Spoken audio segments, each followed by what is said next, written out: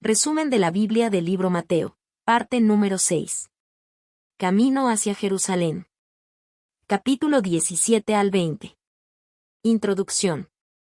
Los capítulos 17 al 20 del Evangelio de Mateo nos muestran un recorrido decisivo en la vida y ministerio de Jesús, el camino hacia Jerusalén. Ya no se trata solo de milagros y multitudes, sino de un tiempo de revelación más profunda, de preparación y de llamados que confrontan el corazón. En este trayecto, el Maestro revela su gloria en la transfiguración, dejando ver a 3 de sus discípulos un destello de su majestad eterna. También enseña sobre la verdadera grandeza, que no se mide por el poder o la posición, sino por la humildad y la capacidad de servir. Nos recuerda que el perdón no tiene límites y que el amor es el sello de quienes pertenecen a su reino. Pero, al mismo tiempo, Jesús anuncia con claridad su pasión y resurrección, habla de su sufrimiento, de la entrega que se aproxima, y de la esperanza gloriosa que vendrá después de la cruz. Todo este camino es una escuela de fe para los discípulos, que aún luchan por comprender el verdadero propósito del Mesías. Es un tiempo de transición, de la admiración de las multitudes a la preparación para el sacrificio supremo, de la enseñanza pública a las revelaciones más íntimas. La cruz se acerca, pero junto a ella también la victoria de la vida eterna.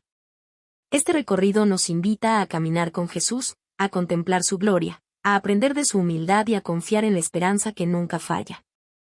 La transfiguración de Jesús. Jesús, sabiendo que el camino hacia Jerusalén se acercaba a su momento más difícil, quiso fortalecer la fe de sus discípulos. Por eso tomó consigo a Pedro, Jacobo y Juan, y los llevó aparte a un monte alto. Allí, en ese lugar apartado del bullicio de la multitud, ocurrió algo extraordinario. Delante de sus ojos, Jesús se transfiguró, su rostro resplandeció como el sol, y sus vestiduras se volvieron blancas como la luz misma. No era un simple destello, sino una revelación de su gloria eterna, oculta hasta entonces en su humanidad.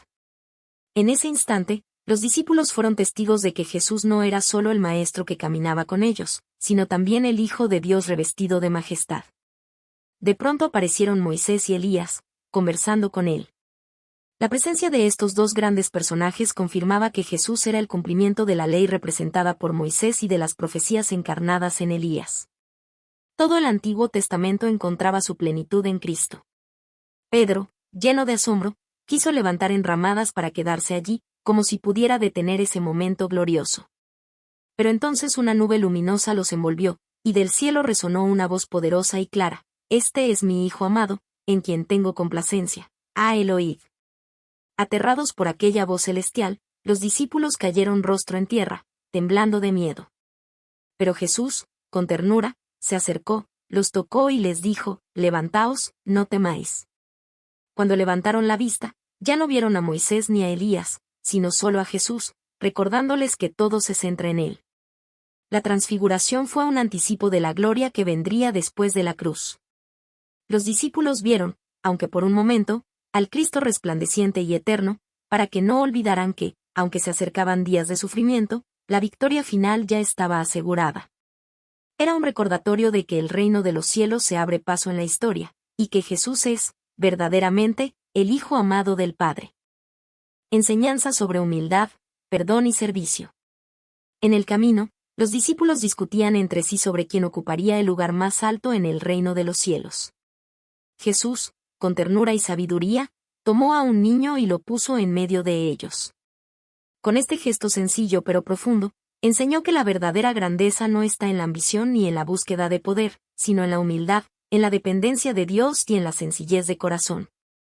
El reino pertenece a quienes se acercan con espíritu humilde, como un niño que confía plenamente en su Padre.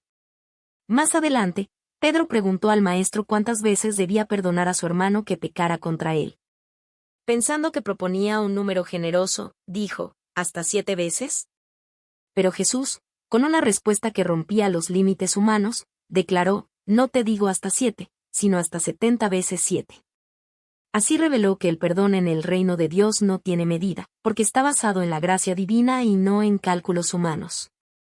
Para ilustrar esta enseñanza, contó la parábola del siervo que, habiendo sido perdonado de una deuda inmensa por su señor, se negó a perdonar a su consiervo una deuda pequeña.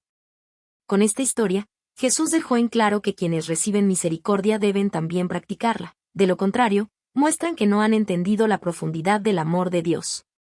En diversas ocasiones, Jesús insistió en que en su reino los valores son invertidos, los primeros serán postreros, y los postreros, primeros. Allí, la grandeza no se mide por los títulos ni por el reconocimiento, sino por la disposición de servir. El verdadero honor está en amar, en entregarse y en poner las necesidades de los demás antes que las propias. Y para que no quedara duda, Jesús resumió con su propio ejemplo: el Hijo del Hombre no vino para ser servido, sino para servir, y para dar su vida en rescate por muchos. Así, él mismo se convirtió en el modelo supremo de humildad, perdón y servicio, invitando a todos sus discípulos a seguir sus pasos con un corazón transformado. Predicciones de su pasión y resurrección. Mientras avanzaba hacia Jerusalén, Jesús comenzó a hablar con mayor claridad a sus discípulos acerca de lo que le esperaba. Ya no lo expresaba en parábolas ni en figuras veladas, sino con palabras directas. El Hijo del Hombre sería entregado en manos de los hombres, sufriría rechazo y burlas, sería condenado a muerte. Pero al tercer día resucitaría. Los discípulos escuchaban, pero sus corazones estaban turbados. Para ellos, el Mesías era sinónimo de triunfo, de restauración visible, de gloria terrenal. No podían concebir que el camino hacia la victoria pasara primero por el dolor de la cruz. Algunos reaccionaron con tristeza, otros con desconcierto, y otros, como Pedro en una ocasión anterior, intentaron apartar esa idea. Sin embargo, Jesús reafirmaba que esta entrega no era un accidente ni un fracaso, sino parte del plan eterno de Dios para la salvación del mundo. Cada anuncio de su pasión llevaba consigo una enseñanza de esperanza. No se trataba solo de hablar del sufrimiento, sino de mostrar que después de la oscuridad vendría la luz, después de la cruz vendría la resurrección, y después de la muerte vendría la vida eterna. Jesús preparaba a sus discípulos para que, cuando llegara la hora de la prueba, pudieran recordar sus palabras y comprender que nada ocurría fuera del propósito divino. En estos anuncios se entrelazan dos realidades: el dolor profundo de un sacrificio voluntario y la esperanza inmensa de una victoria definitiva. La pasión no era el final de la historia, sino el inicio de la redención. La cruz, que parecía signo de derrota, se convertiría en el mayor símbolo de amor, y la tumba vacía sería la proclamación eterna de que la vida triunfa sobre la muerte. Así, con voz firme y mirada llena de compasión, Jesús les enseñaba que el camino del reino no es de poder humano, sino de entrega, no es de dominio, sino de servicio, no es de evasión del sufrimiento, sino de confianza en que, después del dolor, Dios siempre tiene preparada la resurrección gloriosa. Conclusión. El camino hacia Jerusalén nos muestra que seguir a Jesús no es un sendero fácil, pero sí es el más seguro y lleno de propósito.